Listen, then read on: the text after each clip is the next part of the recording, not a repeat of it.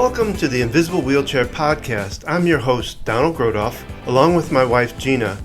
Our goal is to give voice to the hidden mind of Obsessive Compulsive Disorder, better known as OCD. We would love to have your comments or to have you as a guest, or if you wish to tell your OCD or anxiety story, please visit invisiblewheelchair.com. Now, a quick word about our sponsor. Today's podcast is sponsored by Q Sciences. Don and I discovered that the supplements we were taking and giving to our children were not being absorbed properly.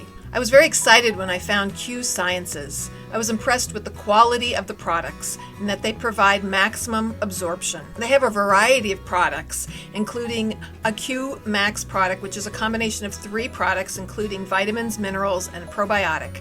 They also have hemp oil, a vitamin B12 spray, a sleep spray, and kids products.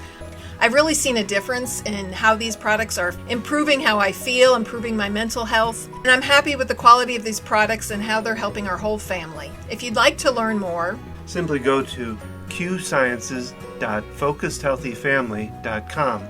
That's the letter Q, sciences.focusedhealthyfamily.com, or visit invisiblewheelchair.com and find out more information there. and stop throwing your money away on supplements that don't work and use a quality product like Q Sciences. And now, on to the podcast.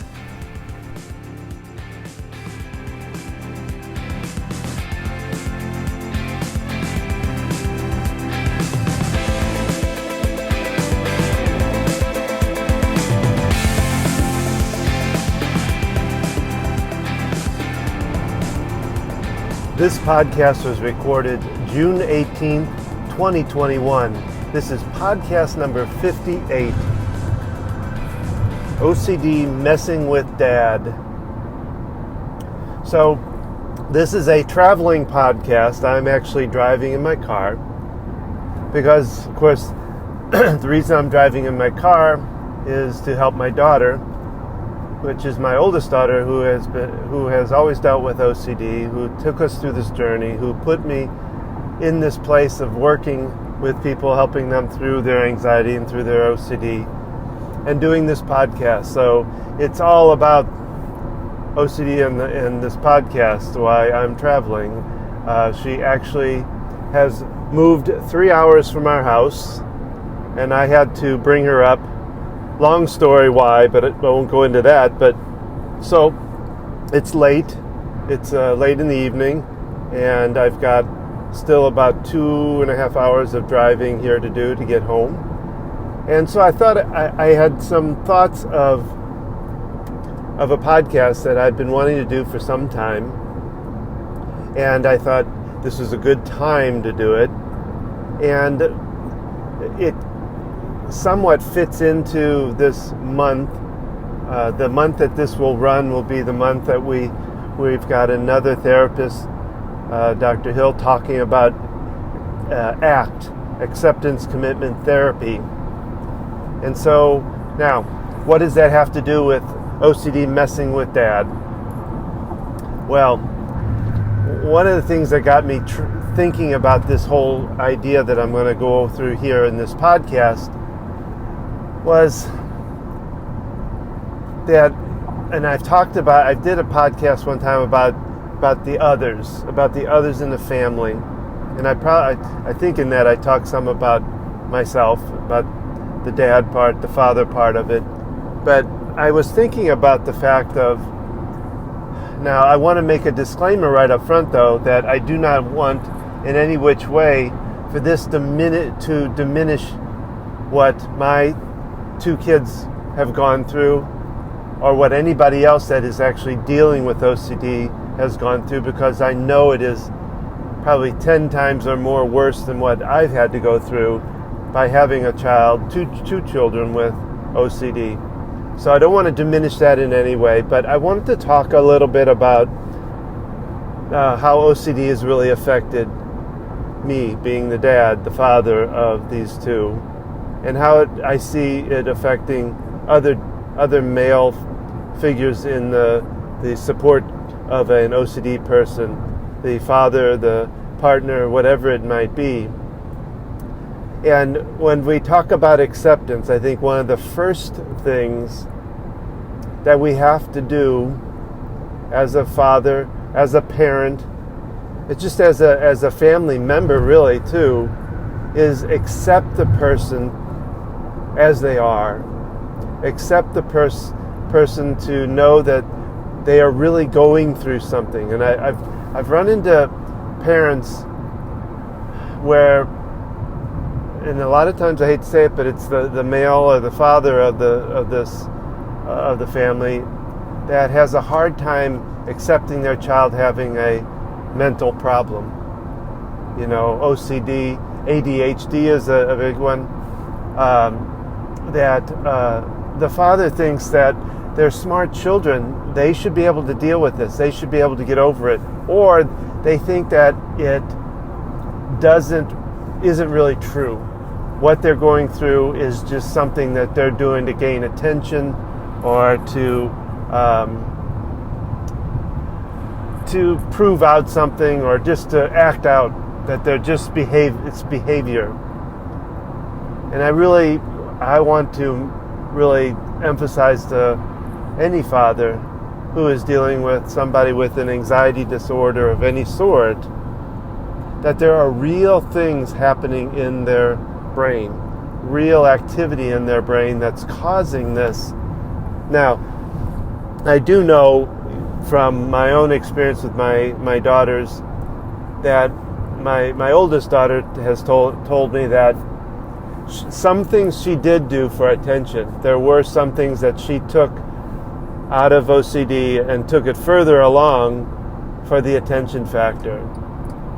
And so I do know that there is some of that, but that still doesn't mean that there's nothing else going on. There's a lot going on in the brain, chemical imbalances, different things, functionality that's not going well in the brain that's causing them to act this way, to be this way, etc. So we have to work on acceptance.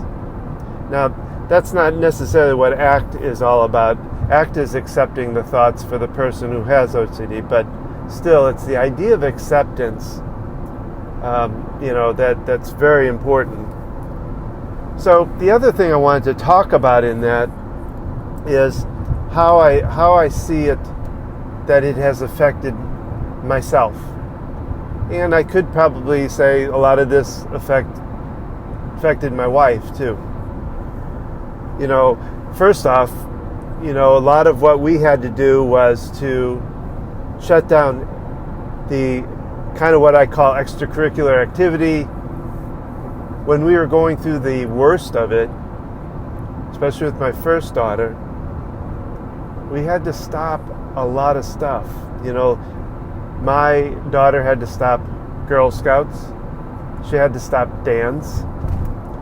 I was helping out at the time with my son's Boy Scout troop, and I had to back away with some of that. I had to back away even from church because of the fact that my daughter, there's something happened at church that made church dirty, and she couldn't go back to it.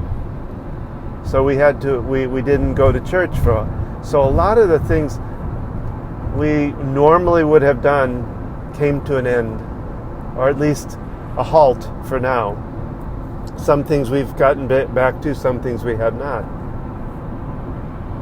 But it kind of closes up your life. That's something I think I've talked about before, that we basically ate, slept, and worked. And not all of those worked very well. In fact, all three of those really had their problems. Trying to get sleep didn't always happen very well because we'd have battles into the night or wake up screaming in the morning. Dinner time wasn't too bad. Eating we could do it, but the problem is we were battling so much a lot of times that we'd have to fit something in between. And work was another story. For me, work was really tough because I'd get phone calls from my daughter screaming at me as I'm driving to work to tell me to come back, and I would worry about what was going on at home. So the way I always kind of put it was that I felt like my mind was split in half. Half of it was still at home, and half of it was trying to be at work and trying to be productive. And so my productivity was down. And there was always this fear of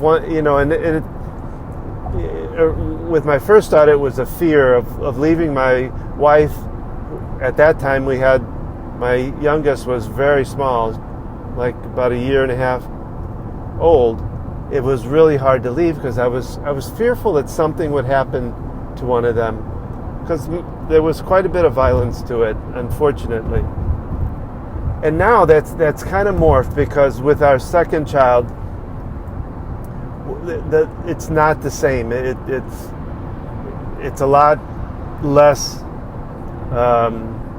turbulence to it, there's a lot less violence, and we're managing it a lot better than we ever did the first time. But it's kind of changed about leaving my wife at home with my youngest now. It's kind of went from fear to just not wanting to put that burden on her, to have to deal with a lot of the stuff that we're still going through, even though it's not, like I say, it's not really violent. It's just a lot of stress. So I always feel bad about taking time for myself. I feel like I'm, putting the burden on my partner, my wife, and that doesn't feel good, and it kind of stresses me. So it's hard for me to go and do anything outside myself. And just recently, my wife and I were talking, and we were talking about the fact that I just don't feel like I have an avenue to get out my stress, to have a hobby, not a habit, well, a habit too, I guess, but a hobby, something to do that is more allowing me just to relax, to steam, get off steam or whatever. And so one of the things I've always kind of dreamed of is the possibility of trying to do improv. And I know somebody that does it, so I called them, and I'm working on that right now to see if I can possibly get involved in that, just to have an outlet for myself. And that's one thing that I haven't had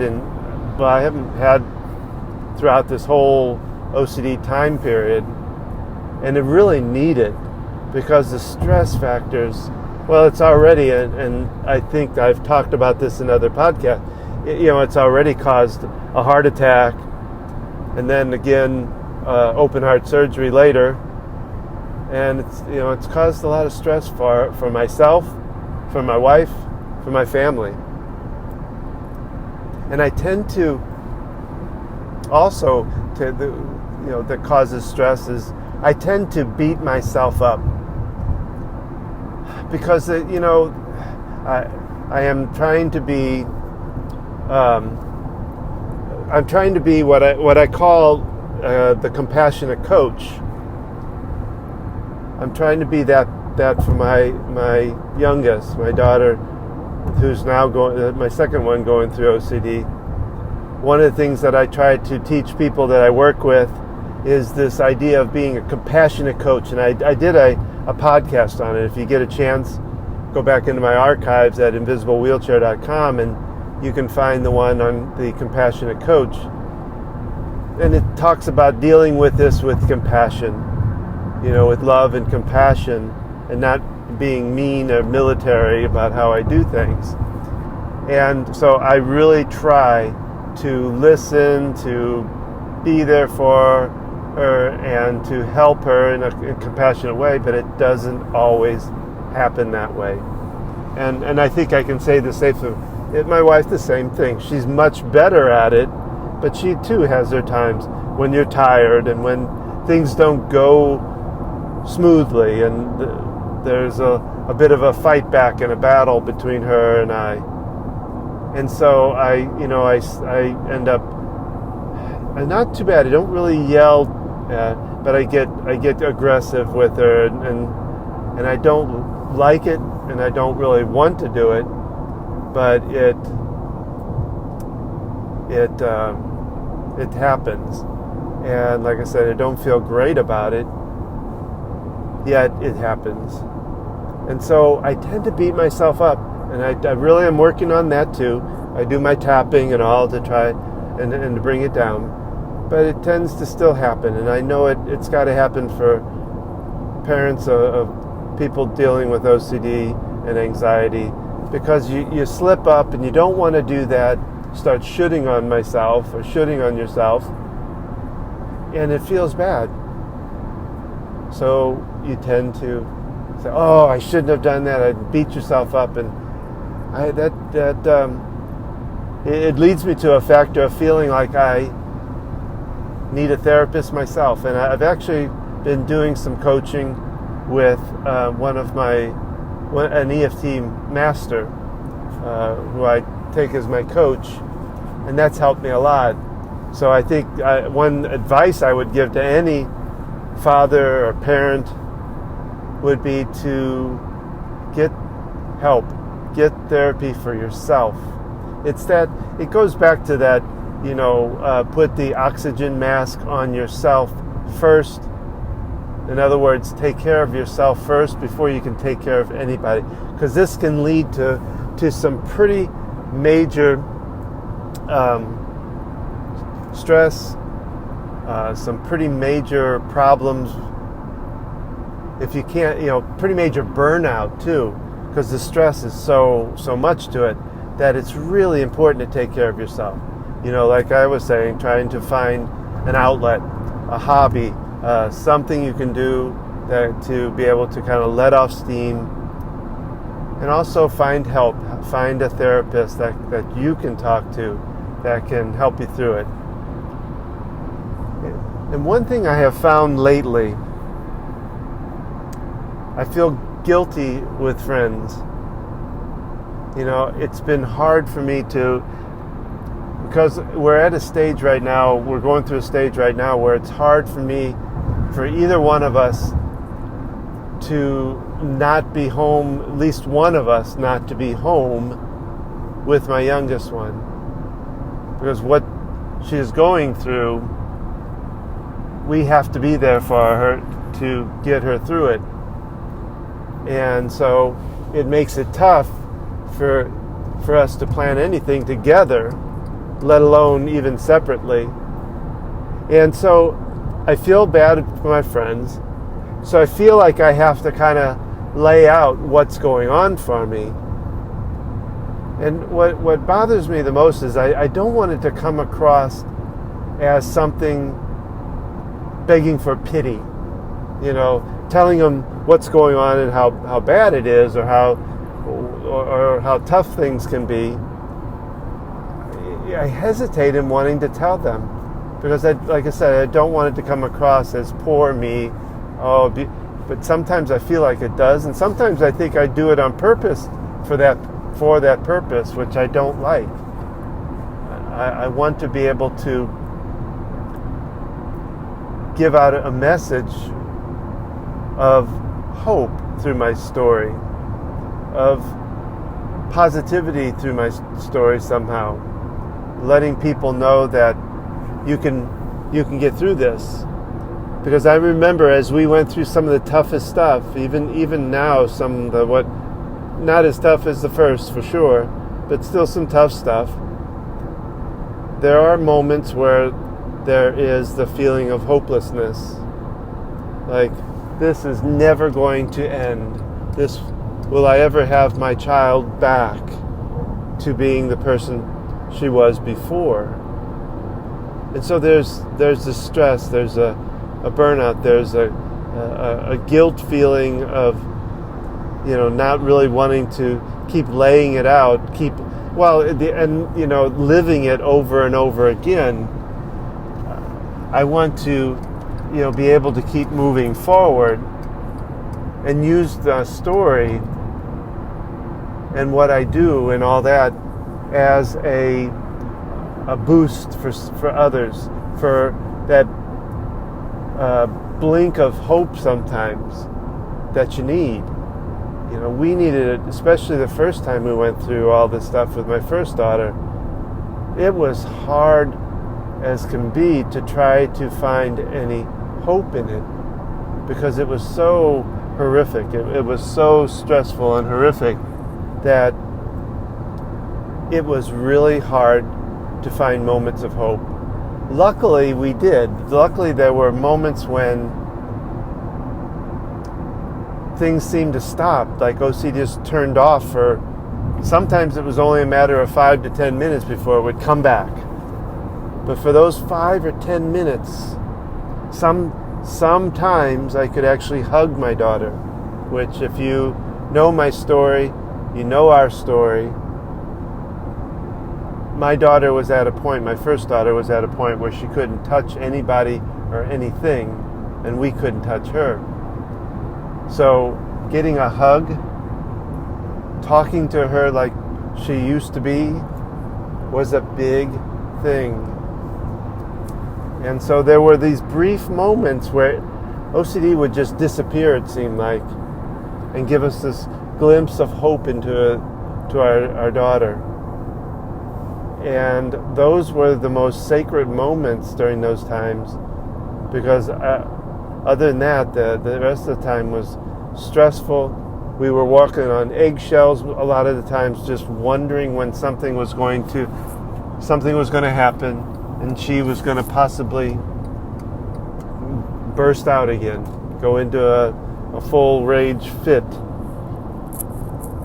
So I really have tried to find ways, and I don't know how to say that, to put more of a positive spin on my story. I don't know if positive is the right word, but to put a hopefulness spin on it that inspires people through the message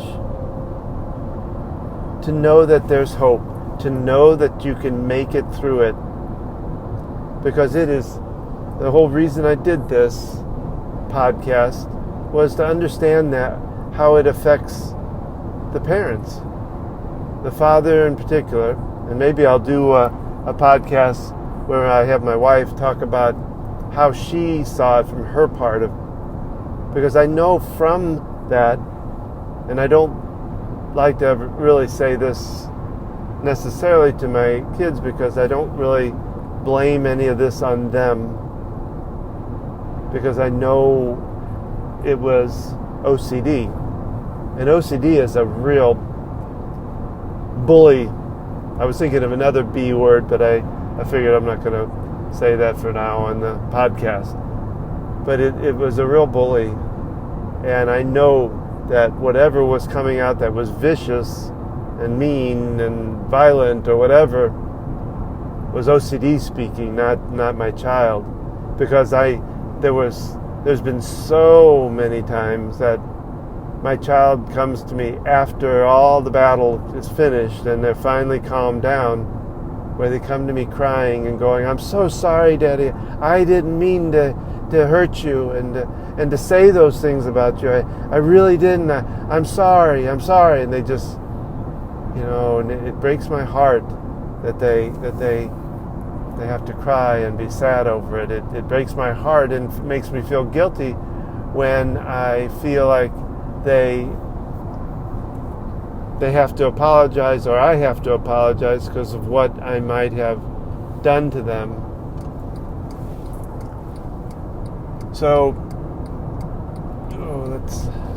I'm still driving, so I'm having to kind of change lanes here and move about. So I wanted to do this as I wanted to say, my mind says tribute to fathers that are dealing with these things, because they are the heroes, they are the warriors. And I say fathers, I should say parents, but I also should say those that are suffering with OCD are the heroes too, especially when they are able to really get through it and find the other end of it, because it takes a warrior, it takes a battle, it takes that to really get through to it, get on the other side of it. And so that's why I did this podcast, and I hope in some way, shape, or form that this podcast can be a bit of flickering hope for parents, for the father, because I say father a lot because it's coming from my point of view right now. Like I said, I may look at doing this with my wife and having give her her point of view of how it really affected her. I know I've interviewed her; she's on there, and she talked a lot about it. But I might go a little more in depth with it because she actually ended up with a lot of depression coming from it. So that's the podcast. Again, I hope it's helped in some way, shape, or form for you and been a bit of glimmering hope. Remember that I really would love your comments, especially if you're a dad. I would love to hear from you. And you can make those comments at invisiblewheelchair.com because I'd love to have your perspective on it, what you went through, what you thought about, what you felt about it, and how did it turn out? What are you going through right now? Maybe you're in the middle of it and you need that glimmer of hope. I would love to hear about that. So take care. I salute all the parents and all those that are suffering with OCD because I know what you're going through and I know how tough it is. So take care. Keep going with the hope. And I'll see you in the next podcast. This concludes this podcast. We hope you enjoyed it. Remember that we love comments. We also would love for you to be our guest or to tell your story. Simply go to invisiblewheelchair.com. Gina and I want you to know that there is hope for those who suffer with OCD and that it is manageable. And we are here to help you and your family. To find out more about our practice and what we can do for you, go to focusedhealthyfamily.com. Opinions and ideas expressed here are not necessarily those of Focused Healthy Family, Family OCD, Invisible Wheelchair Podcast, or the Grodoffs. Thank you for listening. Keep tapping and focusing forward in your journey.